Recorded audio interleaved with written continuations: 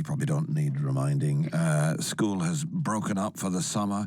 But if you're a parent on a budget and you're looking ahead to the expensive start of the next term, here's a tip. You can pick up uniform essentials at a free event in a few weeks' time. To tell us about that, we're joined now by the Cabinet Member for Children's Services on Peterborough City Council, Councillor Katy Cole. Hi, morning, Katy. Good morning, how are you? I'm good, thank you, but then I don't have kids of school age anymore, so my summers are relatively stress-free. What about you? You've got a couple, haven't you?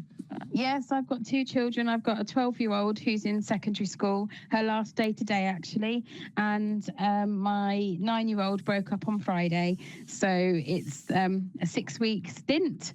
I love my children, but it is costly. Somebody was telling me the other day, there's a bit of a movement by some parents to say school holidays should be shorter. How do you feel about that? Well, I feel I can see it from both sides because I'm a teacher by trade and a parent. So with my teacher hat on, there's a general myth that teachers sit there with their feet up for 6 weeks and, it's all fun and games, but it's prepping the classroom, clearing the classroom from the previous year. My own self, I use the time to prep resources, especially if children within the class have got a range of different needs, as they now have and have continued to have, making sure that resources are there. If you've had to move classrooms, that's always a teacher's dread. And in my experience, it's always been to the other side of the school that I've got to change classrooms to. So there's lots of prep going on, lots of meetings and, time to be with your own family and children. So, but I can see from a parent's point of view, I've never taken my children out of school on holiday. We've always had to, because of my job, always had to go in the holidays, and it is expensive. Yeah.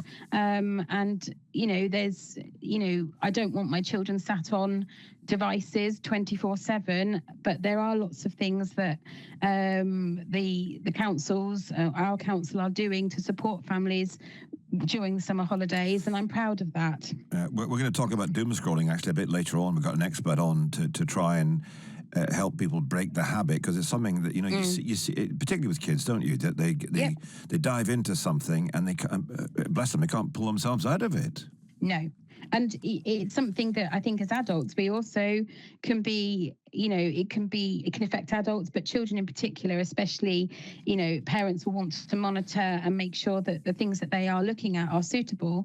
And there's been lots of media campaigns. You can click on one thing, and then very quickly, those are all things that you see within your social media. So I think ensuring that children are equipped to survive modern media outlets is really key, and it's something that I know I've spoken with Carrie Trail, who's the Director for Education in Peterborough, about, and in my own group as well, Labour group in Peterborough, is something that we've had conversations about as to what can we do to support children. I mean, the social media, the phones, is not something I ever had to deal with as a child and as a teenager, and it is certainly something, to my daughter's dismay, that the rules are, you are, in my household anyways, if you're happy to be looking at it on a phone, be happy that I'm going to look at what you're looking at. And she will sort of say to me, oh, my personal privacy. I said, yes, personal privacy, but I'm your parent and I want to make sure that what you're watching or what you're looking at, A, is suitable, B, is the truth, and C, isn't going to harm you in any way. Wow. So that's just me. And like I say, it's to my daughter's dismay that I am that much of a dragon mum. Katie, strong parenting. And my kids are all grown up now, but I absolutely fundamentally back exactly what you've said there, because there's scary stuff out there, and particularly when they're 12 and 9, you've got to look after them.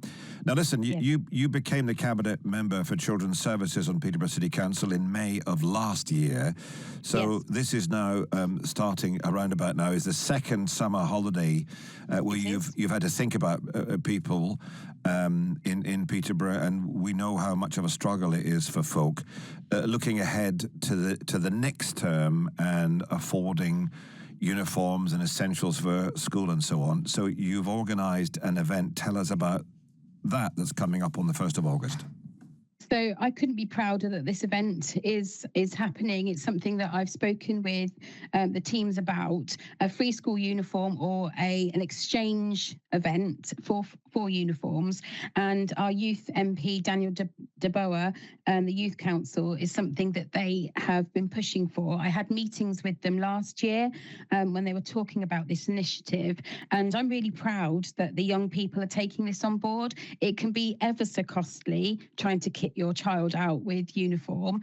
And if other families' children grow at the rate that mine do, it's not just once a year that you have to kit your children out. It can be, if they're going through a particular growth spurt, it can feel like every 6 weeks.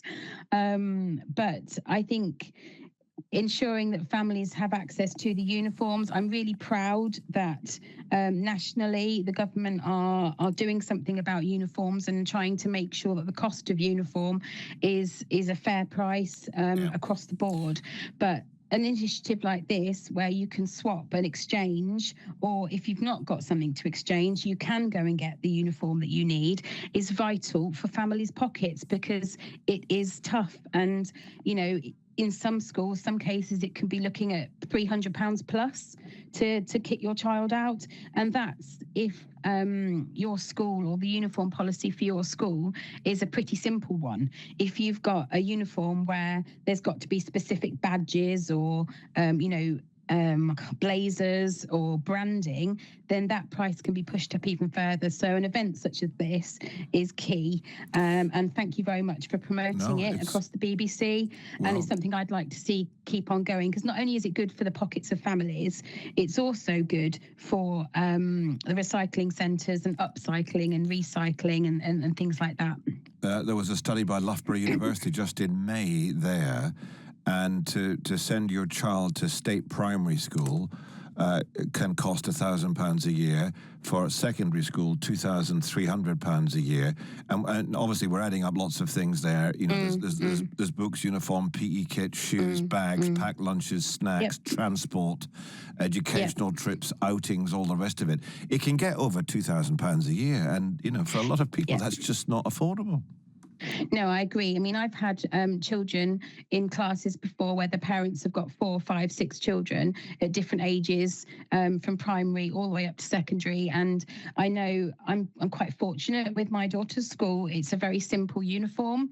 My son's school is a very simple uniform, but there is still the branded jumper. My daughter's school, there is still the branded T-shirts.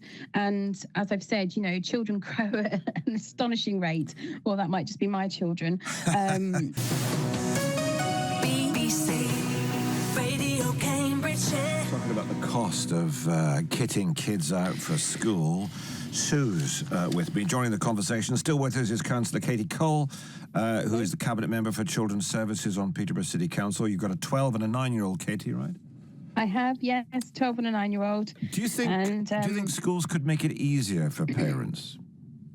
I think schools go above and beyond in so many ways to support families and parents sort of navigating a parenting path, which, let's face it, doesn't come with a manual.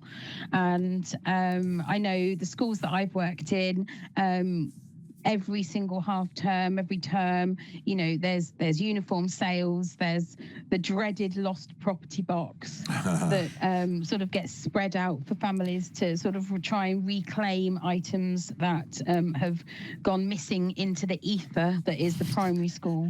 And even as many times as you can label things, socks, trousers, jumpers, my son in particular is very good at losing everything. So it can be costly, and I think the scheme that the council is running this year, free school uniforms on the 1st of August within Queensgate, is one that I'm hoping families make the most of. I'm hoping that parents make the most of, and most importantly, the people that have donated these uniforms are continuing to give back to the communities here in Peterborough. So I think it's a wonderful thing. 2 more mums with me. We've got Kerry and Sue, and you know, it's a mounting cost, a lot of stuff there to buy, and then all the incidentals through the year. Yeah, you're always having to top up through the year. Just because you bought your jumpers and your trousers in September doesn't necessarily mean you don't have to replace them sometime around January. Yeah. And the cost of school trips as well. So I'm just doing a bit of a mental tot-up. And my son has just been on a school trip to Wimbledon. You know, that's lovely. That cost us 72 quid that day, which is fine. I can afford that, no problem. For other parents, that would be a real push, wouldn't it? The cost of his lunch every day. He's 14 and a half now, so his appetite is big. He's eating all around him. So there's that, and yeah, it's the £3 here and the £4 there and the £5 for this and the £10 for that. Just looking at a survey, so the average back to school spend is close to 500 quid per child. 61% of parents worried about the financial burden of back to school. 30% or more will use credit cards. 1 in 10 will borrow from family to afford the rising costs of uniforms, stationery and technology. And then there's the technology, 23% required to buy a laptop or tablet this year. So the spend on the average child is over 500 quid. What you have to buy a laptop for your kid to go to school? Yeah, it's difficult, isn't it? Because often that's the way lessons are delivered. So I've mentioned this before. My son is encouraged to use his phone in school because some of the lessons and the school timetable and all of that is delivered via an app. They use that. Let me give you a number on that. A lack of technological know-how is making buying laptops and for children even more stressful. Only 12% of schools have suggested specific products, leaving parents to get to grips with technical specifications. So that's 20% of those, or completely at sea without any suggestion or specifications. And the thing is that if they don't have, it adds to the pressure, because if they don't have that tech, they could fall behind or they will struggle to keep up. Would you agree with that, Katie? On some level, yes, but I also know that schools, if you are struggling and you go into schools and have a conversation with your child's class teacher, then there will be provision made available for those children. It's about equality of education and an equity. There will be homework clubs. There will be devices that the school may be able to lend you. I've certainly worked in schools where families, if they are struggling, particularly during COVID, laptops were given out to children with families that we knew that they were struggling, sort of 5 children around one phone. My daughter's school, her homework seems to all be online. There seems to be a range of sheets sort of sporadically throughout the year that come home. But we have a computer and a laptop, and she quite often uses my laptop in order to do her homework. It is difficult, and it is tricky, but I know schools will help and do help where they can. And in terms of, you're talking about £3 here, £4 there, £10 there. I think my children think I'm made of money. I'm not. There's a Harry Potter trip that my son's going on for year 6 next after the summer holidays, and through the pupil premium levy that's added into schools, schools do as much as they can to try and subsidise trips and educational experiences, because they are experiences, and for the vast majority of children, some children may not go as far as the end of their road. So schools are sort of trying to provide experiences for children that they wouldn't necessarily get. And yes, it is expensive. And kudos to those schools. Kerry? I was just thinking back to my times when I had at Witchford Village College. We went from shirts, so we had to have these quite thick, itchy shirts with a tie. And whilst I was still attending that college, we then went to like polar necks and t-shirts, and it was like the biggest sense of freedom. I was just looking online though. It says, according to the UK Department of Education, schools with uniform policies often experience improved student behaviour, less stress with students. There's less bullying worrying because obviously there's a less divide between what people can afford and what people can't.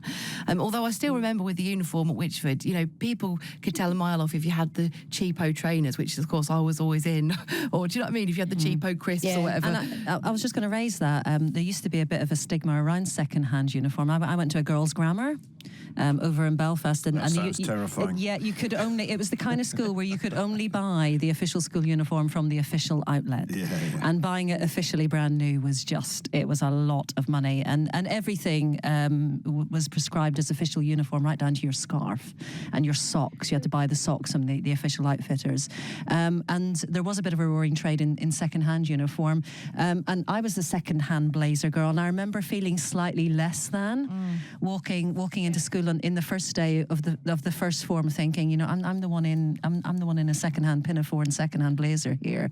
But I think more now there's much less of a stigma. A pinafore, yeah. I don't know. I don't know about pinafore for the first 3 years. Yeah. Proper convent school. This was. I'm just seeing now. From my daughter, I'm only speaking from my daughter's perspective, but I think children these days are far more aware of the need to upcycle and recycle and things like that. There was a stigma when I went to Jack Hunt in Peterborough, and you know, were you going to wear the purple jumper or were you going to wear the grey jumper? And if you wore the purple jumper, whoa, that was a no-no. So we picked the purple jumper, obviously. Hang on, why was the purple jumper a no-no? I've got absolutely no idea, but the uniform policy at the time was you could have purple or black, purple or grey jumpers, and I like purple. It's my favourite colour. So of course I went for the purple jumper. Turned up in year 7, you know, everyone's wearing grey. So the next day I go home and sort of say to Mum, I need the grey one. And it's only now, since being a mum myself, you know, I can appreciate the roll of the eyes that came from my mum when she'd just bought me one jumper and I needed the other. But I think children these days are more aware of environmental issues. That is one of the benefits of an easier access to media, I suppose, that children now have. They're greened up a bit, aren't they? Yeah.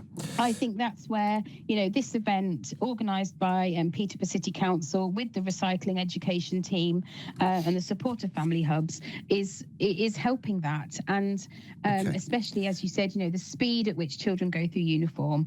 And I think, you know, you can still donate. So I'm putting a plug in here. If you've got uniform that your children are now just growing out of, stick it through your washing machine and send it either to the Household Recycling Centre in Fengate, or you can drop it off at the Clothing Bank, which is the Salvation Army, and they will make sure it gets to this sale. We need to leave it there. Thank you so much, Councillor Katy Cole, Cabinet Member for Children's Services, Peterborough City Council. It's at the Queensgate Centre on the 1st of August from 11 to 4, and it's supporting Peterborough Family Hubs. The Queensgate Centre, 1st of August, 11 to 4, and that is this special event where you can go and have a look at free school uniforms.